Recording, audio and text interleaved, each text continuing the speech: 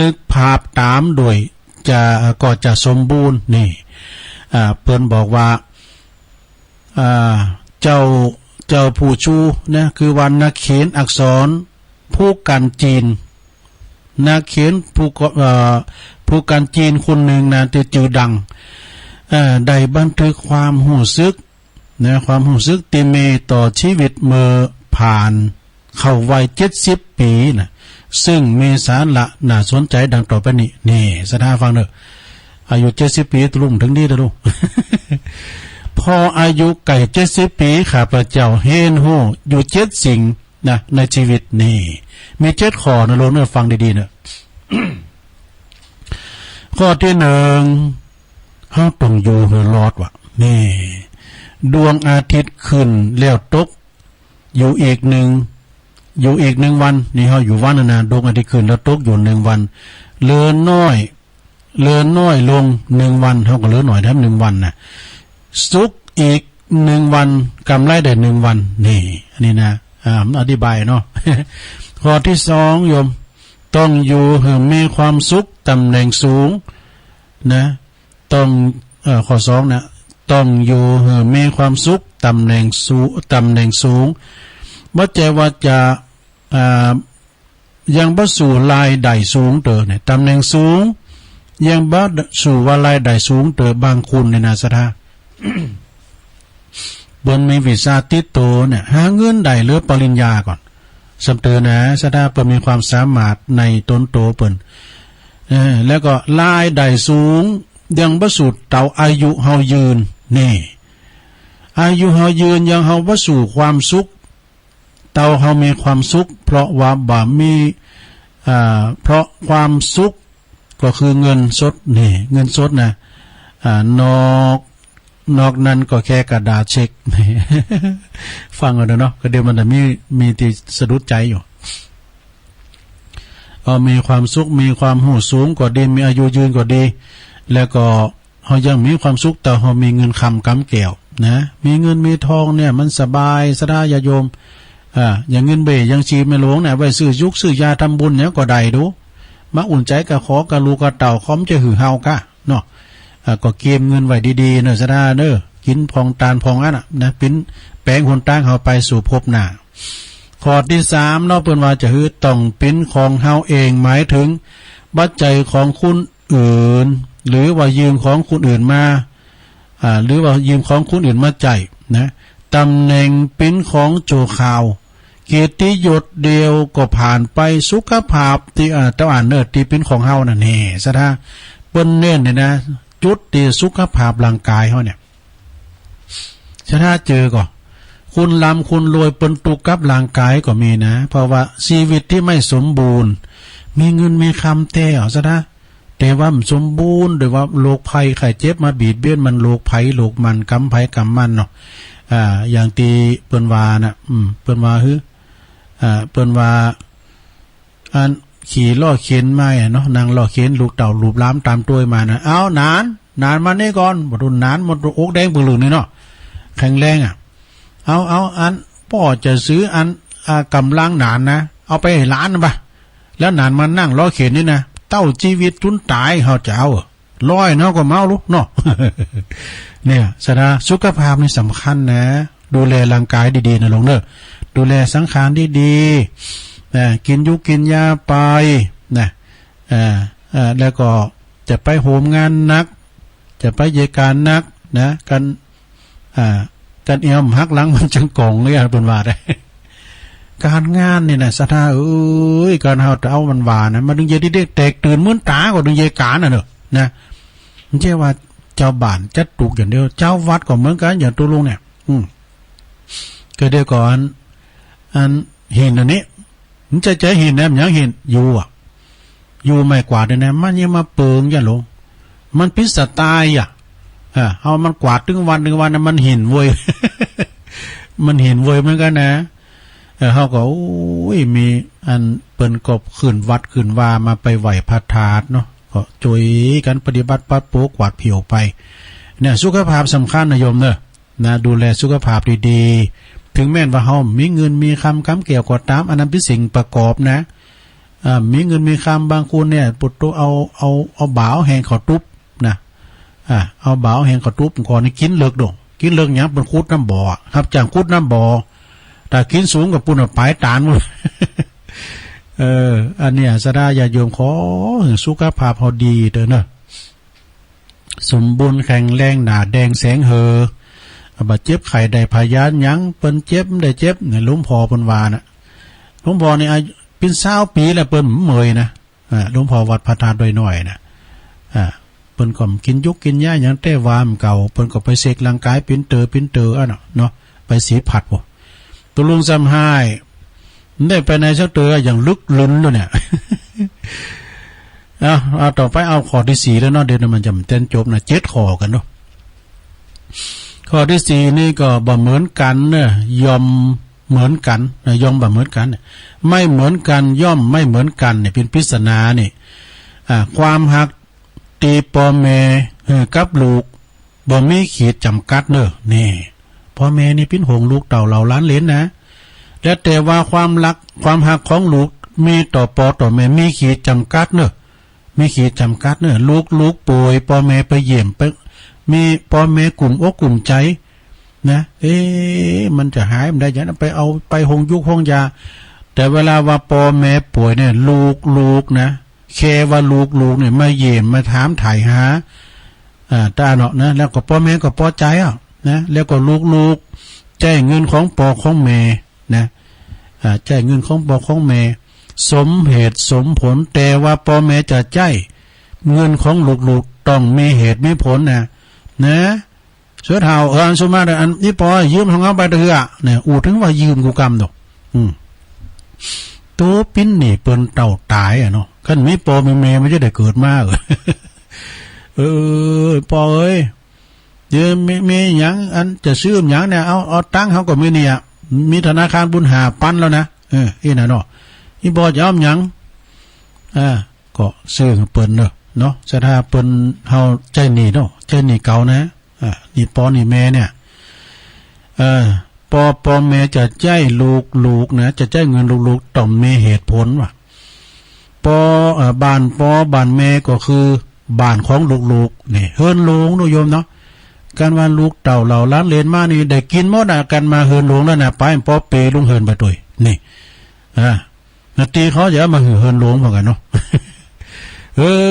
บ้านของลูกบัดใจบ้านของปอของแม่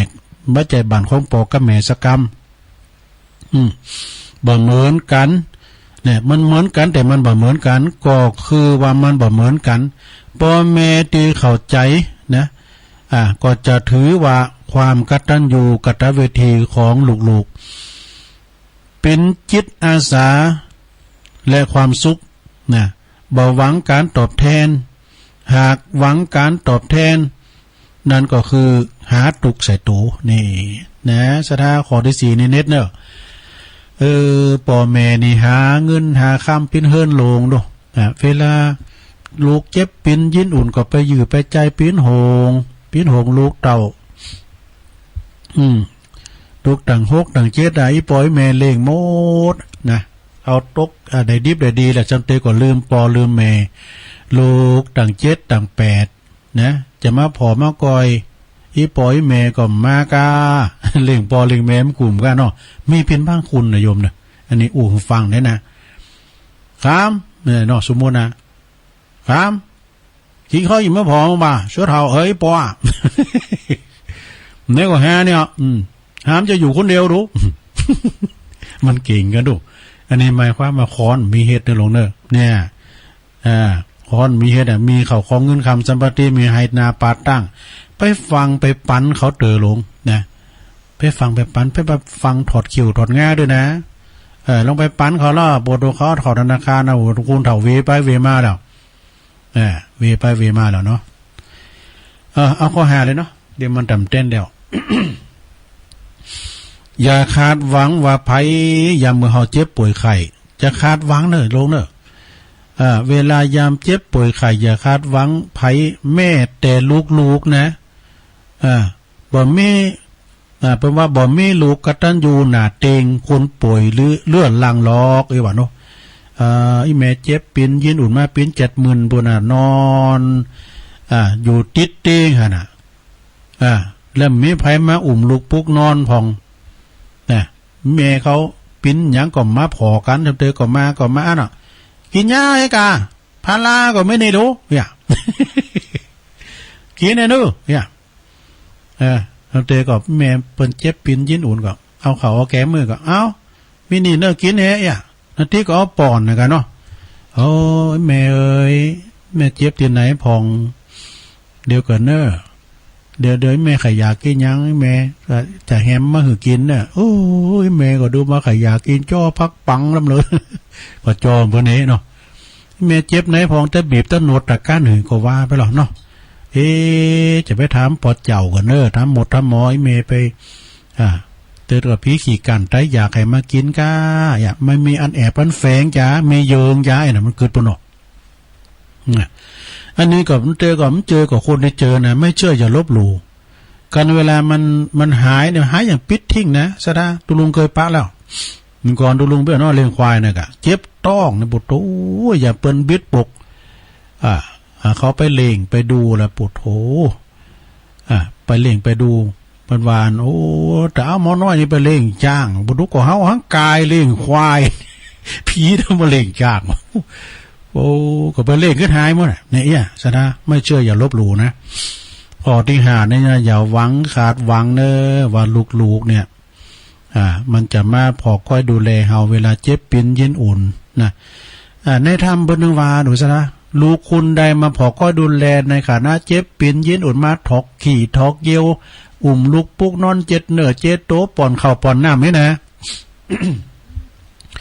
เปิ้นว่าลูกคุณนั้นนี่โธ่บุญจะก้ำจูหักษาจากการกรุงลุงเรืองเจริญไปตั้งหน้านะลูกคุณนั้นนี่ตกน้ำบ่ไหลตกไฟบ่ไหม้นะป้าละมีธรรมตัวนั้นน่ะมันจะมาคุ้มครองลูกคุณนั้นนะสดาเนอะจะไม่ลืมเนอะเวลาเปิ้นตายเลี้ยงโดยกายก็คือไปพอก้อยดูแลไปบีบไปโนดไปอู่ไปจ้าเป็นกำลังใจให้พ่อให้แม่เนอะเวลาเปิ้นลุ่มหายแต่จากต้านคุกเข่าของเปิ้นเรื่องโดยวิญญาณเนี่ยไปต้านคุกเข่าคือพ่อให้แม่เนอะอีพ่อให้แม่เปิ้นมักหยังก่อนนี้เปิ้นโอ้ยเปิ้นอย่ามามักอันนั้นนี่ก็ไปโอ้ก่อนนี้อีพ่อนี่เปิ้นมักแกงเฮ็ดแกงเฮ็ดชอบพักปังเอาไปต้านตูเจ้าก่อนถ้าปันป้อนนี้ไปฮอดเมื่อเจ้าขอคือเป็นเขาง่ายเนาะ ฉะนั้นญาติโยมจะไปลืมเนอะมีความกตัญญูกตเวทิตาคุณอย่าไปขาดหวังว่ายามมาเจ็บป่วยไข้นะแม่แต่ลูกๆเนี่ยบ่มีถ้าบ่มีลูกกตัญญูนะก็ขาดหวังคู่ชีวิตของเฮาเนี่ยคู่ชีวิตก็คือว่าเป็นปอก็ดีเนาะเดี๋ยวเปิ้นเคียงคู่กันมาเนี่ยเดี๋ยวปอเปิ้นตายก่อนหรือแม่เปิ้นตายก่อนเขาก็เอาอยู่ผู้เดียวเอาตัวรอดแล้วอย่าไปขาดหวังเงินคำอย่างเดียวน่ะเงินคำเกี่ยวถ้ามีเงินรักษาตัวไปโยมเนาะการมีเงินนี่นะสดาอย่าโยมเขาจะไปอยู่ห้องยาที่ไหนหาลิพุนชัยจะไปอยู่ห้องยาศรีพัฒน์ไปอยู่ห้องยาลานนาไปอยู่เชียงใหม่ลามคำแหงนะไปได้หมดซะนะเรามีเงินเรางับเงื้อแง่ได้ครั้งครั้งนะโยมนะการมีเงินไปเนาะโยมเนาะเก็บไปพองเนอตรงโอนเนอเปย์ยังชีพนะ เงินนี่มีความสำคัญในโลกนี้นะแต่ก็เงินก็ทำบุญได้นะแปลงน้ำตาหุ่นตั้งไประนะเหลือทั้งสองข้อโยมนะข้อที่6ระลึกถึงความหลังอาจจะมันอาจจำเป็นเพราะจำเรื่องราวใดน้อยลงเนี่ยแล้วก็ลืมนักขึ้นฉะนั้นสุขภาพคือสับเนอจำไว้แข็งแรงเข่าไว้หาความสุขเสมอนะแข็งแรงสู้ๆนะญาติโยมการไปปากการเจอหมูเดียวเสี่ยวซี่ก็โอ้เราความหลังนะก่อนนี้เปิ้นว่าคุณเฒ่าเปิ้นมาปากการนี่เปิ้นชมของเก่าเราความหลัง มาของขมชมของเก่าเราความหลังก็ไปอู่ไปช้ากันอัสราเนอะปิ้นปอปิ้นนันเปิ้นเดียวเสี่ยวซี่ไปหาหมอนนั้น มันก็ตายไปแล้วนี่ไปหาหมอนั้นก่อนสมัยเลี้ยงควายด้วยกันมันก็ตายไปแล้วนี่ดูโอ้เป็นว่ากูเนี่ยอยู่คนเดียวเดี่ยวโดดด้วยเจ้าหมูไปก่อนหมดแล้วนี่แล้วมันอย่ามาต่อยมันตูมาได้เนี่ยพยายามมากุลานะ แต่ใจอ่อนนะ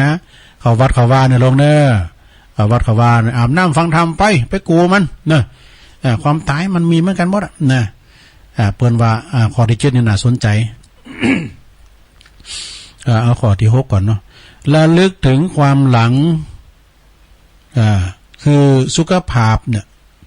คือทรัพย์สุขภาพคือทรัพย์จำไว้ว่าแข็งแรงเนี่ยดีที่สุดนะถึงวันตุลุงนี่ออกกำลังนะ ก่อนจะสวดมนต์บ่เดี๋ยวนี้หลังสวดมนต์นี่มันคำมาตุลุงก่อนได้สวดมนต์ก่อน6 โมงต้องเตียวลงไปลุมบ่นะหัวหนักบ่นะ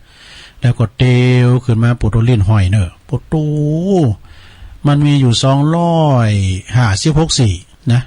ขึ้นได้นักเลยนะเตียวนั่นเป็นยังเตียวอันนี้ก็เป็นการออกกำลังสุขภาพดีไม่มีขายถ้าใครอยากได้ต้องออกกำลังเนอะลงเนอะข้อที่7นี่นะข้อสุดท้าย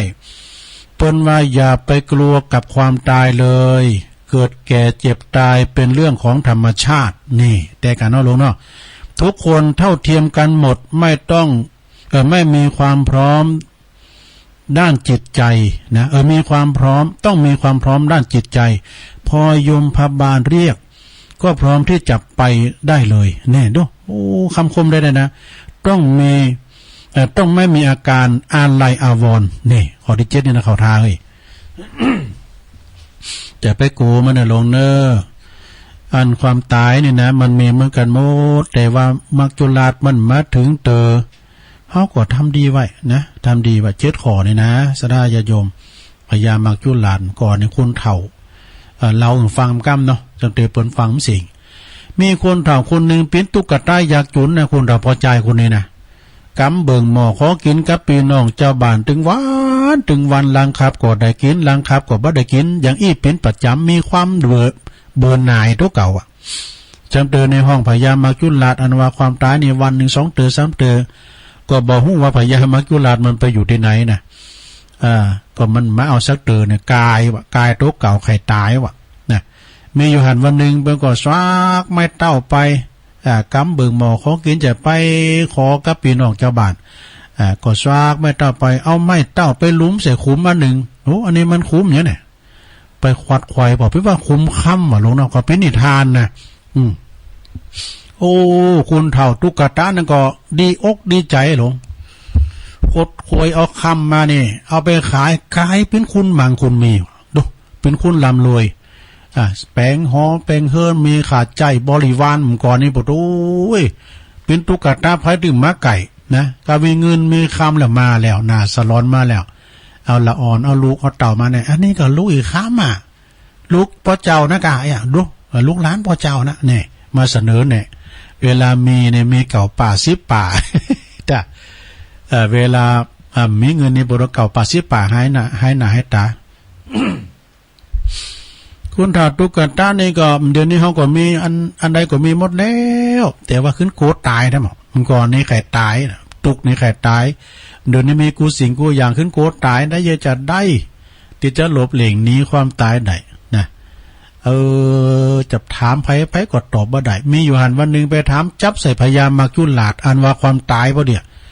อันข้านี่จะตายบ่ได้ไปถามพยามมาจุลาดพยายามมาจุฬาก็ตอบว่าลุงนะเหมือนแหม7 วันแต่ตายแล้วนะจะมาเอาแล้วไอ้วะคนเฒ่านี่ก็ปุตโตอยู่ไหนกินไหนมันได้หรอก็เลยไปแปลงให้เขาแปลงแอปแปลงอย่างหลงอย่างกล่อมเนี่ยกะนะในนิทานนะหลวงไปเจอเยอะก่อนเปิดอุปมาอุปไมยแล้วก็คนเฒ่านี้ก็ไปอยู่ไหนฮะนะวันที่7นี่ตุพยามมาจุฬาจะมาแล้วนี่แล้วก็คือเขาเอาไปปี๊บหมดว่ามันจะมีอาการหายใจก่อนนิทานนะหลวงก่อนแล้วก็ปิดไว้แล้วก็เอาคุณเฒ่าเนี่ยเอาไปโถงน้ำไว้แล้วมีเจิกมามัดไว้ติดลักไว้มาเจิกเล็กมามัดไว้ติดลักไว้เพื่อจะลบพยามักจุลาด7 วันเนี่ยมันจะมาแล้วนะเอาไปจุดโถงน้ำไว้เล็บลอยเอาถึงวันที่7พยามักจุลาดมาแต่เฮ้ย มาสอหาคุณเฒ่านี่ที่ไหนก็ปะไว้คุณเฒ่านี่มันไปอยู่ที่ไหนสอหาที่ไหนก็ปะ จุนอ่อนอกอ่อนใจว่าจะมาได้คุณเฒ่าคุณเดียวได้ก็มาไปนะถ้าปีกบ้านปีกเมืองไหนนะปีกเมืองผีแล้วทีนี้ก็ขึ้นเน็ตเหนื่อยอ่อนเพ่เหลือกำลังไปออกไปตีตาน้ำจะไปจำละอาบน้ำจำละใครแล้วเดี๋ยวจะไปเมืองผีเลยเนี่ยไปของเสียเจอก ไปของเสียเจอกโหอันนี้ไปเอาเจอกมามัดไว้กังไว้อย่างนี้น่ะสาวขึ้นมาโอ้เป็นหีบไปขายปอเจ้าจ๊ะเอ๋วะดิเป็นว่าคุณเฒ่าไปแหมไปซ้อนความตายอยู่ที่ในบันแน่ซะด้าเนาะเมื่อถึงข้าวตายเนี่ยนะซะด้ามันถึงตายเนาะถึงข้าวมาแล้วนี่นะโอ้คุณหนุ่มคุ้มกำเนี่ยมันน่าอย่าตายด้วยนะมันถึงข้าวเปิ้นเสียงบุญแล้วนะบุญเปิ้นหมดไปเกิดอย่างหนักเนาะอย่างเอาเดี๋ยวไปถึงได้มโหเนี่ย แต่บัดถึงข้าวตายก็บอกว่าชีวาแวบเนอะรถบดหนีบจุนแปบก่อมพินสังแต่ถึงคราวตายก็ต้องตายไว้ชีวังต่อเฟิงตังถูกดินก็ดินตาย แต่ถึงคราวตายเนี่ยน้อยเดียวเนี่ยมันตายนะซะได้อันนี้ก็เอามาเราสู่จู้กันฟังเฮ้อทุกไหนล่ะเด็กคนนี้ขอที่7จบแล้วก็ ขอที่7เนี่ยเพิ่นว่าอย่าไปกลัวกับความตายเกิดแก่เจ็บตายเป็นเรื่องธรรมชาติเนอะทุกคนเกิดมาเท่าเทียมกันหมดเวลาก็เท่ากันนะ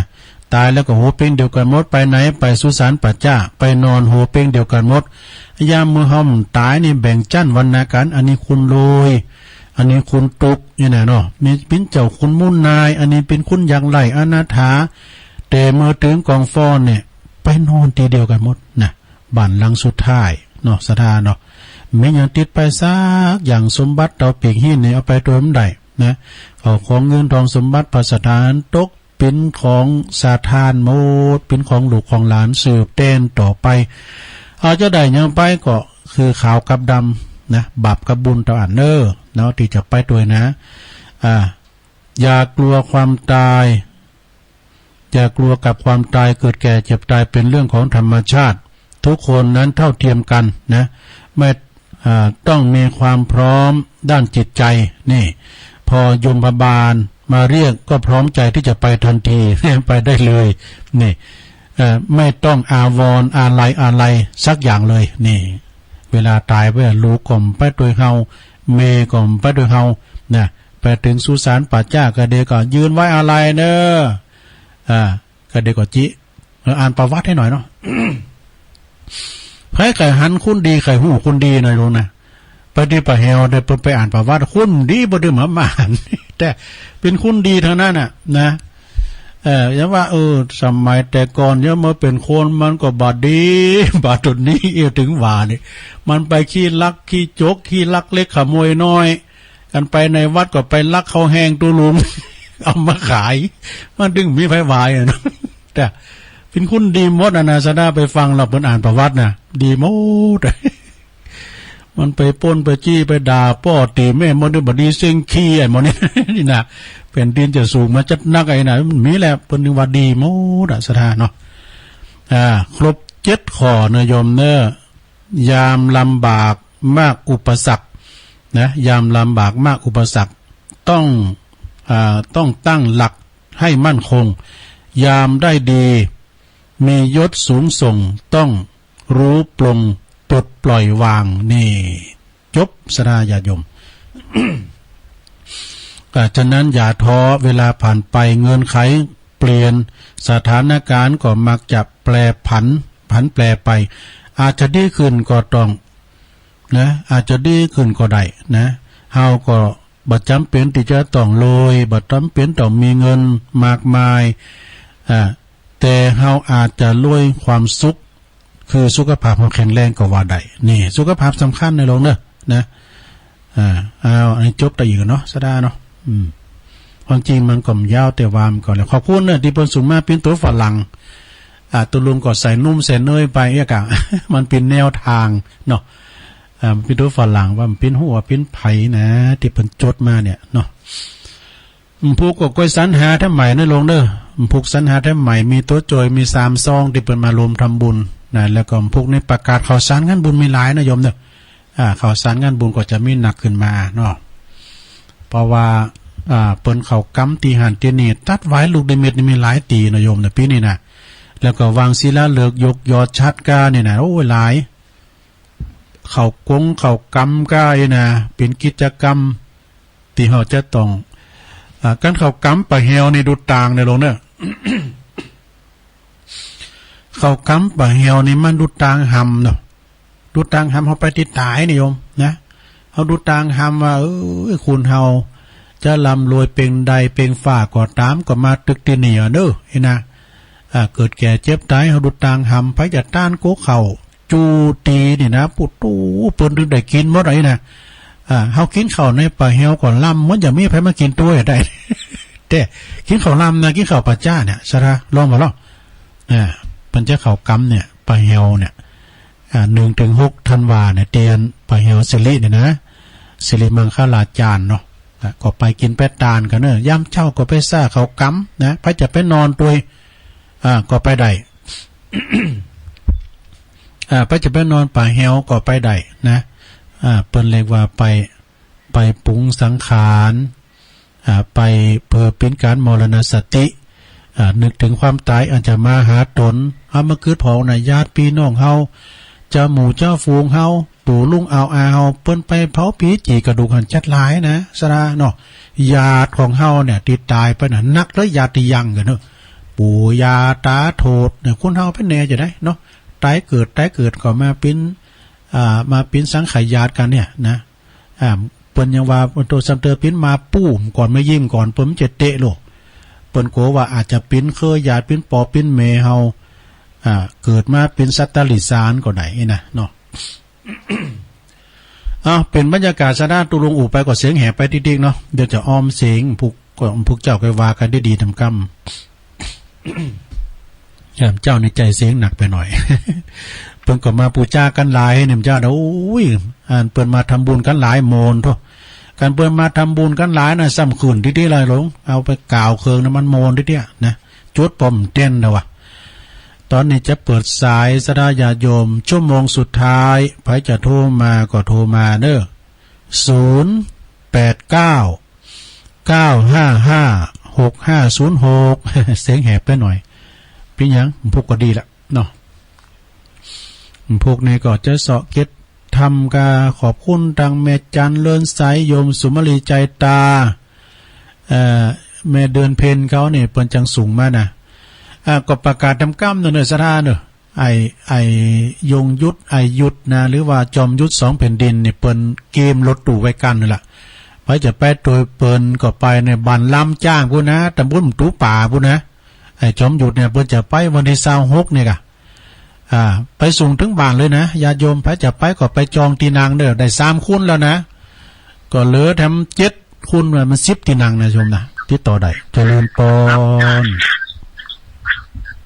เจริญปอนไปครับตู้ลุงยกมาแถมร่องเนาะลุงทอน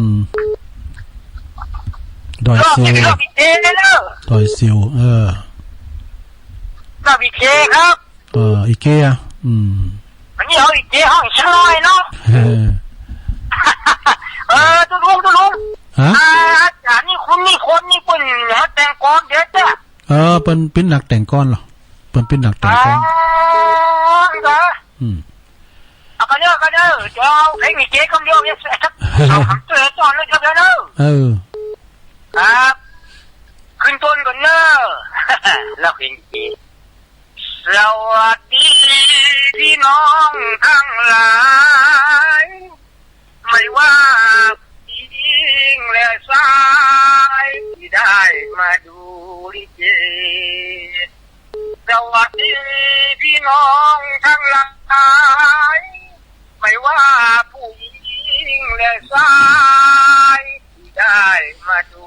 ลิเกผมเป็นผู้หลวงตาพาทา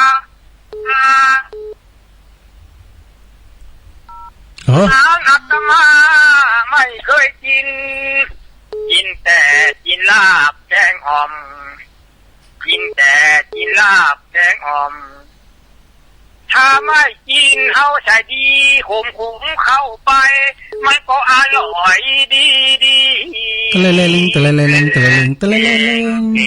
ปูน้อยเป็นลานปูจางตุ้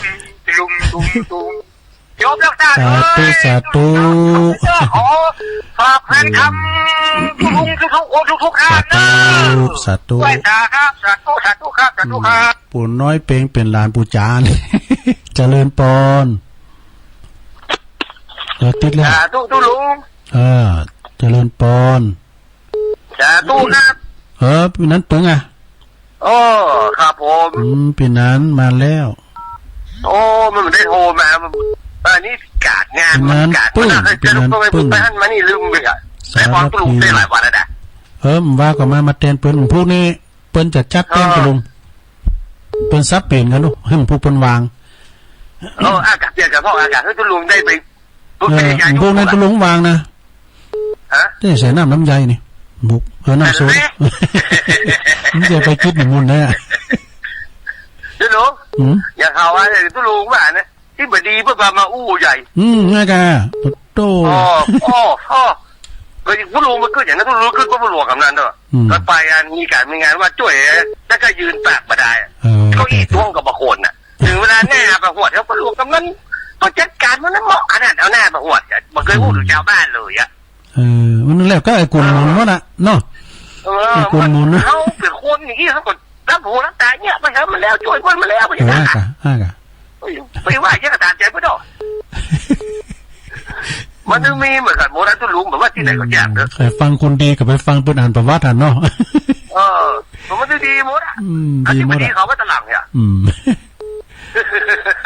แต่กันขอบคุณมานานปึ้งเนอะโอ้เจ้าละปีสาธุปีนั้นปึ้งปีนั้นสายยันเนี่ยเต็บไตไว้3มาสักเต๋อเจริญปอนนมัสการทำล้อมครับหลวงพ่อมันนี่คณะลุงทอนี่นะมันมีกองปฏิดีสอดห้องจองอ่ะเนอะลุงทอนบอกว่าผมเป็นพระเอกก็ไม่ดีเลยเป็นฤาษีตาไฟอีกเนอะร้อนถ้าลุงยังเป็นคนตีละนาดแล้วกองนี่จะไปเอากอง2 แก่นนี่จะไปเอาหนังวัวหุ้มแก่นหนังหมาหุ้มแก่นยุ่งลุงถ้าลุงนี่ตีแม่ตุ้มเง้งกับปะโถดีเนาะปนาพึ่งอันที่เจ้าเขาไปป้ากับพวกน้อประจันน้อคือเจอปนานพึ่งจะหลายวันปนานพึ่งว่าโทรมาก็ว่าขึ้นไปนอนเตียนน้อยนักแก้ว2 คนเป็นลุงน้องกับงูแล้วนี่เรื่องยุ่งนะลุงอันนี้ที่คิดที่ลุงเหล่าในทานเรื่องที่ไปคล้องใช้ปูคำมันนะจ้าว่าได้เนอะถ้าลุงไปคล้องลุงพระธาตุน้อยๆมาคล้องให้พวกคำไม่นะลุงเอาไปขายแล้วไปทำไปตัดคอเปลี่ยนวันสอนรามลุงบินไปเกาหลีถ้าปิกมาเจ็ดก็เชียงยองอย่างเงาอย่าสอนรามยุ่งของมันเตอร์อันนี้ไปตัดคอเดี๋ยวลุงถ้ามีอย่างต่อเดี๋ยวลุงเอาหัวจ้างมาต่อกันหรอกตอนนี้เสน่ห์ละหัวออกหัวงานฟังแล้วค่ะอันนี้สวมบทบาทเสริมกันเนาะครับถ้าร่างกายเป็นจะได้เนาะยินดีนะที่เอามีเนาะตุลุงเนาะครับนั่นน่ะถูกต้องเลยเกิดอย่างไรก็อย่างนั้นพ่อแม่ปั้นออกมาแล้วลูกตุลุงของงามเราพระทศแต่ว่าลุงยองของงามใช่กันแล้วถูกคัดเทียบด้วยว่าเป็นสอนล้ามว่าเป็นสอนรวมเสริมเข้าไปเนาะสาธุสร้างบรรยากาศหลวงพ่อมานิดมารอบ2มาเสริมบรรยากาศได้ด้วยนะเจริญปอนไปจ้าเจ้าตุลุงแม่นาโอนะไม่ใช่กะทำได้จ้านี่แม่โบพัดอยู่บ้านปัดตึ้งกระงากังหงเลยค่ะโอ้แม่บุพัดมันโทรมาได้กลมตีแต่ตุลุงปัดตึ้งเนาะโทรแต่ว่าเวลา3 โมงก็ได้4 โมงก็ได้นะปัดตึ้งบันทีทีแล้วติดแล้วติดแล้วเนาะเกี่ยขนาดนี้เกี่ยลุงทอนแม่ฟังของแต่งว่าผมแต่มีสัปปะในรายการตุลุงเนี่ยได้รายการตุลุงมีรายการคลายเคสเนาะไปถือหนักไปนั้นฟังคลายเคสกันเนาะในกติกาแม่ฟังถึงมาว่ามาแรงมาเจ้าพวกเจ้ามาให้มันอยู่เนิ่นพวกรายการตุลุงแต่แล้วแต่แรงนี่ก็อาจารย์พระครูเปิ้นจัดตัดสดเชยแรงพวกนะเจ้าแล้วก็พวกเจ้าออกอยู่ค่ะออกกะพวกรายการตุลุงล่ะแต่ 3 โมงอ่ะเนาะ 3 โมง 2 โมงนี่ก็เพลงออกละอาจารย์เปิดปล่อยเพลงออกละเพลงแบบเก่าแม่กำลังใจเนาะขอบคุณแม่บุพัฒน์หลายๆเด้อป่าตึงบันทึกเนาะสาตึงกับงานของไทยป่าพึ่งป่าตึงไหนก่อนเจริญปอนกราบนมัสการครับท่านครูบาขอรอบ2นะครับต่อจากเมื่อสักครู่นี้ครับมันไม่จบก็เลยตัดไปเป็นท่อนๆไปแม่ไข่แก้วสันกำแพงแยงเส้นตื้นทำตาตื่นรีบลุกปลุกไปทั่วก็ไม่รู้เชียร์ผู้ใดคนไหนชัวหัวเลาะรัวกันโดดเต้นกลัวเป็นลมจะมีใครรู้ลิเกสวนเสบ้างช่วยนำทางวางลิขิตสนิทสนมทั้งจ้อยข้าวอีกกอลำนำคาลมอ้ำผสมนำประสานสำราญใจนำหัวเราะรายการไหนไม่มีแน่จะมีแต่สารธรรมนำเสียงใสทั้งเช้าเย็นสัทธาขานบานตะไทยจะไปไหนต้องตลอนย้อนกลับมาฟังแต่ก็ครับนมัสการครับผม ขอบคุณครับอาจารย์นิพนธ์เนาะคนโคราชอ้าวอันนี้ยายพรนี่กันน่ะ105เนี่ยยายพรนมัสการเจ้าเฮ้ยยายพรมีหยังมาฝากคุณเอามาเหรออันนี้จะเอาของเอาเลยร้องวัวแดงสันกำแพงเชียงใหม่ยายพรเอาเลยแล้วยักขับรถโอ้โตเอาแหละเราขับดีขับดีนั่งสบายขับร้ายตายแน่ขับแย่รถพังขับระวังปลอดภัยขับไปลงคูขับไม่ดีลงคลองขับไม่มองขึ้นเกาะขับไม่เหมาะหัวขาดขับประมาทเป็นผีขับไม่ดีชนระเบิดขับไม่เจิดอยู่เย็นขับไม่เป็นอยากขับจบละ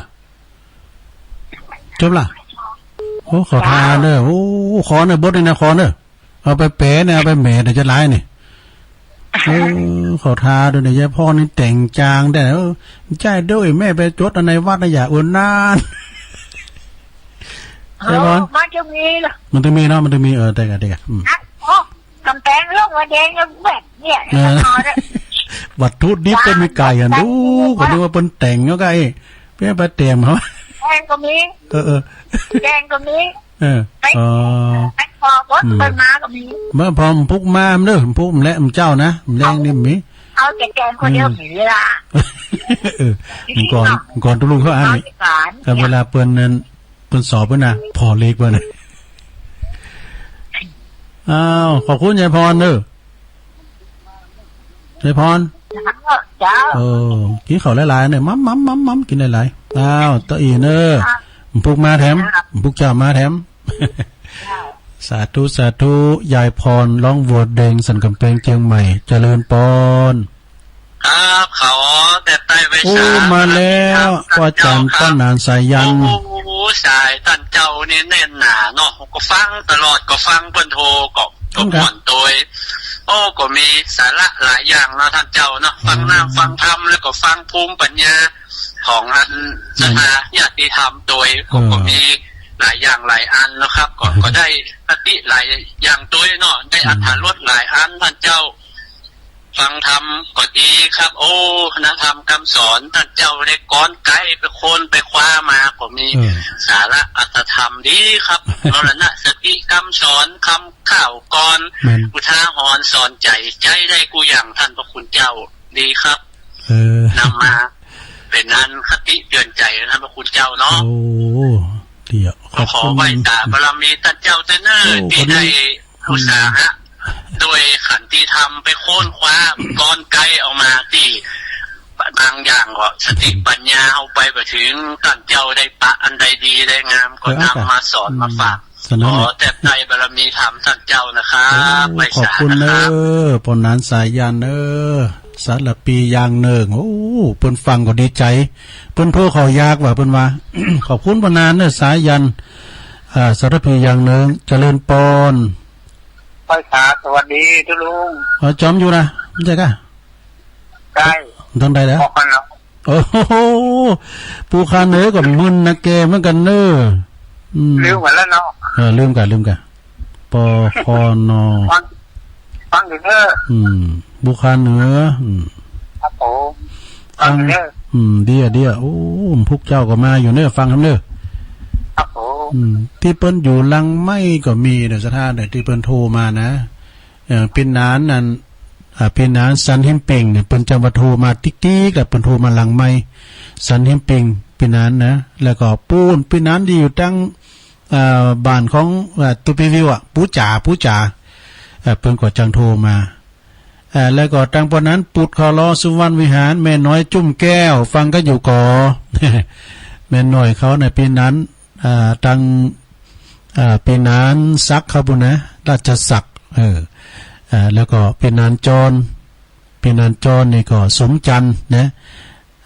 ก็อันนี้ก็เป็นผู้ช่วยด้วยนะสุวรรณวิหารเหลือเวลาแถมหน่อยนึงจะไม่อยู่ก่อสถาจะโทรมาก็โทรมาเด้อเจ้าฟังอีกเกของลุงทรได้หลายรถเด้อได้หลายรถแล้วก็ห้องเพลงโชคดีครับแฟนแถมของหนุ่มนาเสียงเด็ดสอนเพชรสอนสุพรรณ เสียงตัวน้อยเสียงตัวปล่อยดีเนาะแล้วก็เปิ้นก็อันมาห้องอีกเกนะที่ว่าเปิ้นปิ้นอันอย่างก็พระเจ้าตาย พระเจ้าตาก็เนี่ยนะไปถือสากันเนอสถานเด้อก็ฟังก็โมนกันไปนะเนาะสอบสไตล์ไผสไตล์มันเนาะก็อันนี้ก็ตุลุงก็เอามาเสนอเนี่ยคือมีการในว่าส่วนรวมจัดด้วยกันโดยอีกกันเนาะ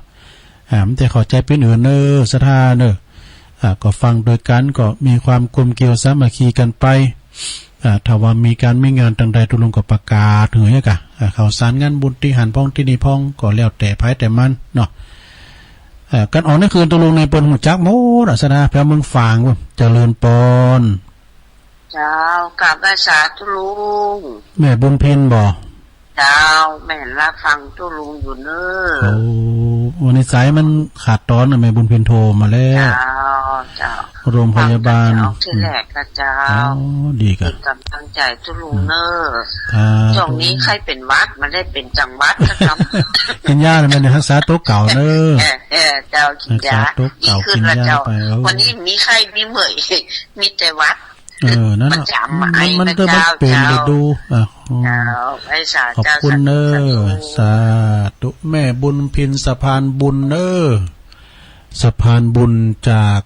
โรงพยาบาลลานนานี่เปิ้นดูแลไข่ติดเต้งนะโยมเนอจิตอาสาเหมือนกันนะสะพานบุญโรงพยาบาลลานนาเนาะเหลือเวลาอีก5 นาทีมีอีกก็08995560506เดี๋ยวนี้ตั้งปุนทำดีตัวเนาะพระอาจารย์เอาหลักตีดอยห้วยตองซักเนี่ยวัดห้วยตองซักเจ้าเน้นพระอาจารย์เอาหลักว่ามันบัดดังแล้วตะลุงดักไปเห็นแน่ไอ้เนี่ยตะกี้ยังได้ยินอยู่ไอ้น่ะตีเตอเป็นนอนทางโขงเป้าเจ้าปากันจัดลายเนี่ยโขงเป้าหมู่6หมู่9หมู่11มากันจัดลายแม่บ้านเพิ่นมาตักตายตุลุง ฝากห้อมซองมาด้วยแล้วนี่ปัญหาได้ยินเพราะว่ามันจะมีปัญหาที่ห้วยตองซักนิดหน่อยนึงเจริญปอน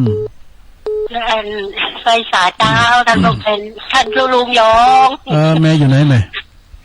ม่อยู่จ้างเมือกฟังถึงว่าถึงเต้าถึงเย็นแบบได้โทรมาสักเตือจ้างเผื่อแม่หยังเป็นพลังเงียบนะจ๊ะพลังเงียบฟังลุงฟังแล้วมันม่วนพลังเงียบเนาะเป็นพลังเงียบฟังแล้วแบบได้โทรมาสักเตือเจ้าอยู่จ้างเผื่อกะอยู่จ้างเผื่อเจ้าแล้วก็ทอฟังแล้วก็ม่วนดีฟังแล้วก็มีความสุขดีเนาะจ้างเผื่อเนาะโอ้เจ้าจ้างเผื่อก็ได้ยินแต่ทีกะเนาะ เห็นตุลุงบอกว่าวันนี้สายเงียบเลยโทรมาฟังมาเป็น3-4 ปีแล้วนะเจ้าตุลุงเจ้าดีเลยเก่าเปิดฟังก็ดีใจพังลังเงียบมีหลายเนี่ยลงเนอะแม่เนอะเปิ้นโทรไหนนะได้โทรมาแต่วันนี้ขอโทษอย่าก้ามเนาะติดพอดีอย่ามาจกดีแต่ว่าเพราะว่ามันขาดตอนปลายเนาะแผ่วปลายหน่อยนึงก็ได้โทรมากับแป๊บเพี้ยนหยังโทรทักทายกันจะได้ว่าเปิ้นฟังอยู่กันเนาะอันนี้โทรมาบ้านเจ้าแม่บ่ได้ใจมือถือดีจ้ะในอายุ68แล้วเจ้าโอ้ก็ยังหนุ่มอยู่60ปลายเนี่ยเนาะที่อยู่ได้อยู่ขอบคุณเนอะแม่เนอะตรงโชคดีเนอะสุขภาพแข็งแรงนะเจ้าฟังประจำนะเจ้าโอ้ขอบคุณพวกเจ้าก็มาอยู่เนอะเจ้าร้อยสาเจ้าท่านตุลุงเจ้าเจริญปอนนี่พี่น้องพลังงี้พอนะจังเผิดเจ้าไว้สาตุลุงแม่พันธุ์นะมั้งใช่กะเจ้าไม่ไรเจ้าแม่พันธุ์เสียงตอนนี้ดังดีแล้วเหรอจ้านะแต่ว่านี่ขาดไปเลยแต่ว่านี่ขาดไปครับอันนี้ใดนี้ตั้งแต่เก้ามาเลยครับตั้งแต่ต้นมันบอกเจ้าป่าบงเวงเนาะเจ้าป่าบงเจ้าลุงโอ้ขอบคุณหลายๆเนอะแม่พันเนอะฟังกันไปเจ้าฟังตลอดเลยแต่เจ้าก็ฟังกูตนกูองอ่ะกูต้นกูองอ่ะลุงก็ได้ฟังเพิ่นตุลุงก็ฟังกูต้นกูองอ่ะลูกม่ามเจ้ามาตั้งตื่นด้วยอัตโนมัติเฮ้ยแต่มันลุกเนี่ยมันก็จะตื่นแล้วแต่ลุงได้แต่แล้วก็เฮาก็ฟังเปิ้นนะเป็นผู้ฟังโดยดีแต่โทรเฮาฟังพระอาจารย์เขาเปิ้นออกเจ้าถ้ามันใส่บอกว่าใส่มันเหมือนให้นี้นี่ให้โทรอยู่เจ้าวันนี้ก็จะไปลืมเนอะ3 ตุนกันในปัจจุบันนะเจ้าวันนี้ก็ท่านพระครูสัทธิสารคุณเนาะวันนี้วันพุธแม่ไหนนะวันพุธเนาะวันนี้วันพุธเนาะเจ้าวันพุธพระครูกัลยาณปราโมทย์ท่านอาจารย์วรรณชัยขอบคุณเนอะสาธุไปสาเจ้าพระครูกัลยาณปราโมทย์แล้วก็ท่านพระครูสถิตสารคุณอาจารย์วรรณชัยชยานันโทวันพุธเมื่อคืนนะเพิ่นจะมาออกรายการให้ฟังเนอะแล้วก็ถ้าว่าเป็นวันพุธ